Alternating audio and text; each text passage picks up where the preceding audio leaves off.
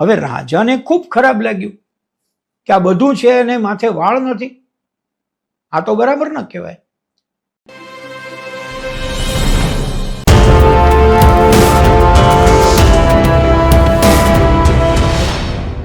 નામનો આ જે સિદ્ધાંત છે એને આપણે માકડું કયો, એને આપણે કુદાકુદ કરતો જીવજંતુ કહીએ છીએ. મન છે એ ચોર છે એવું આપણે બોલીએ છીએ. જે વિશેષણ આપીએ તે આપી શકાય, ખોટા નથી. પ્રસંગે પ્રસંગે મન પોતાના વિશેષણોને સાચા પાડે છે.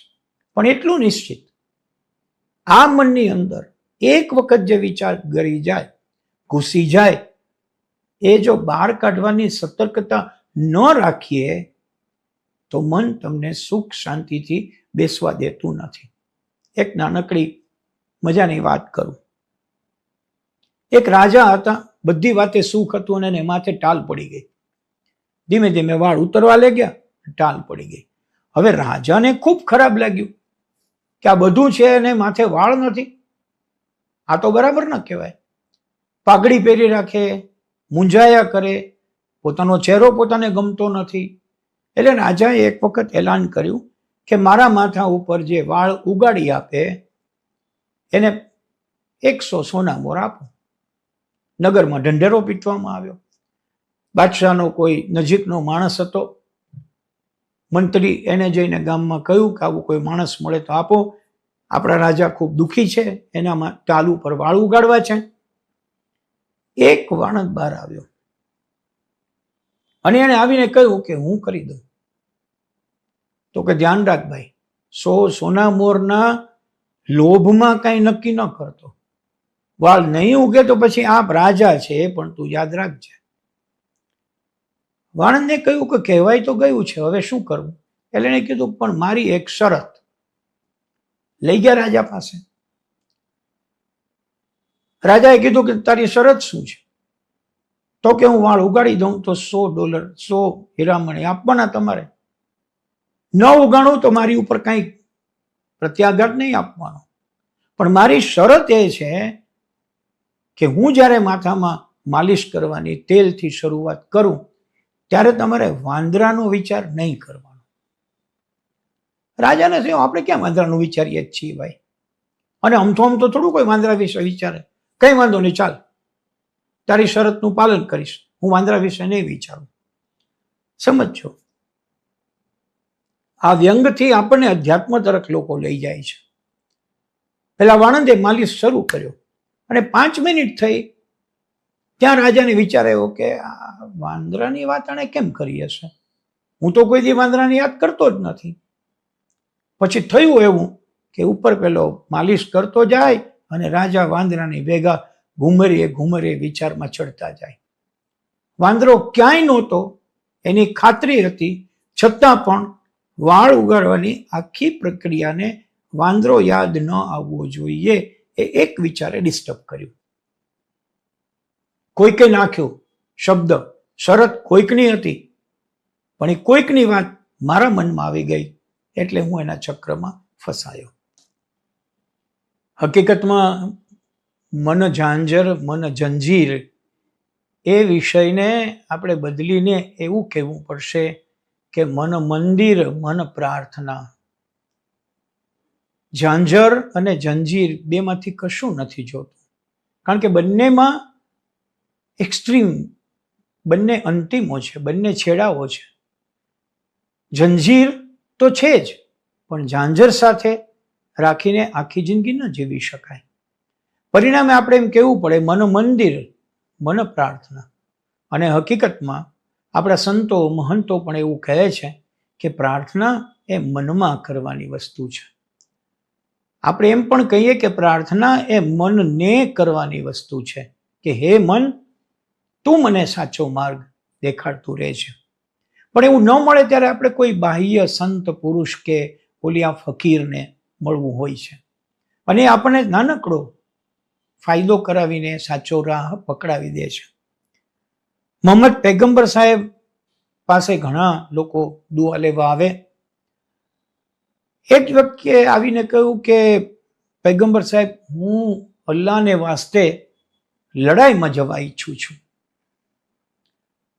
પૈગંબર સાહેબ હસ્યા. એણે કહ્યું, વિચાર બહુ સારો છે, પણ તારી માં જીવે છે? હા, મારી માં જીવે છે ને.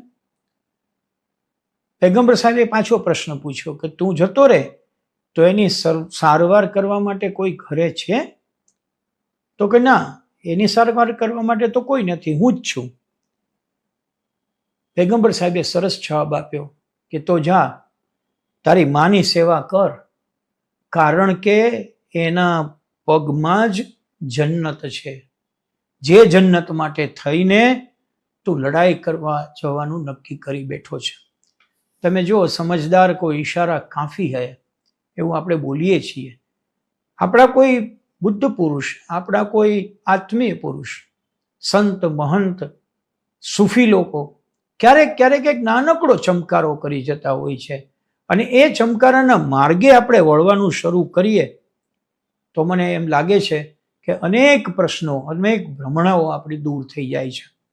બહુ પેલી જાણીતી વાત છે કે નાસ્તિકે આવીને સંતને જરા ગરબડ કરવી હતી, એટલે એને પૂછ્યું કે તમે ભગવાનમાં માનો છો? હા, માનું છું ને.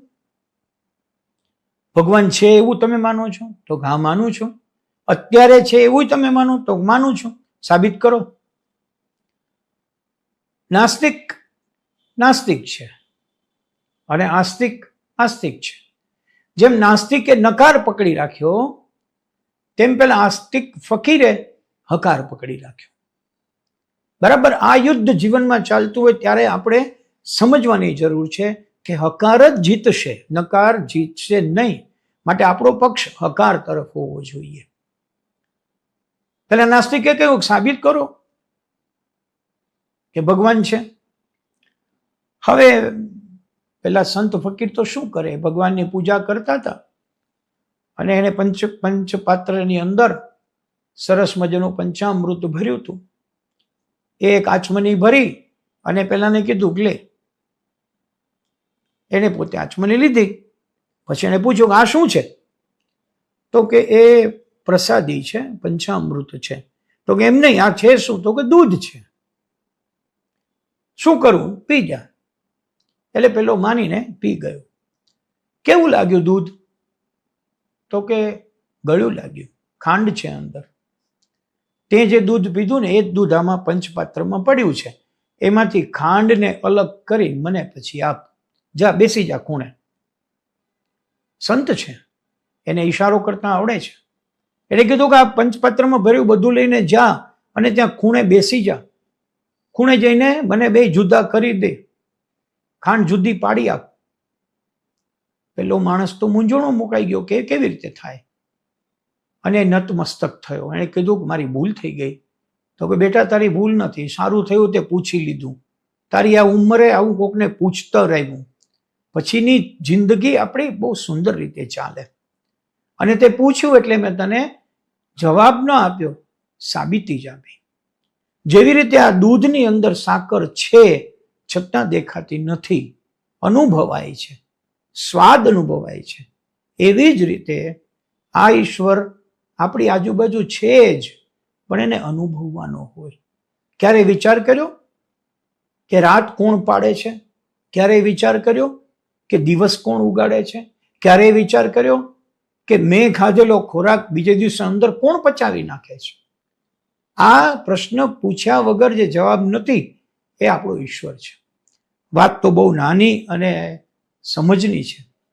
કદાચ ઈશ્વરનો સાક્ષાત્કાર જેને થયો હોય એના જેટલી જ આ દ્રઢ વાત છે કે જેમાં માણસે પોતે પોતાના મનને કેવી રીતે કોઈના ઈશારે સુધારવાનું પગલું ભરવું તે મહત્વનો